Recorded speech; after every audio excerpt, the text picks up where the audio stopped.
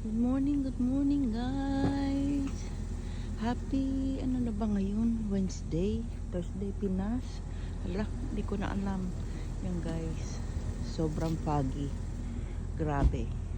Tapos ang init-init sa ibang lugar. Yan, oh, ang lamig.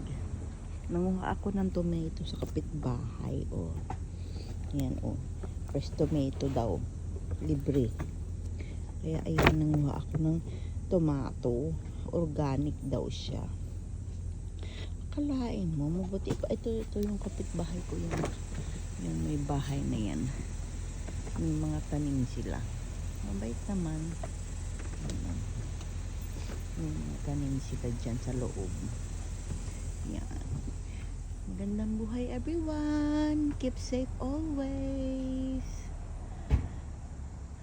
Ano muna tayo ha. Medyo pahinga muna.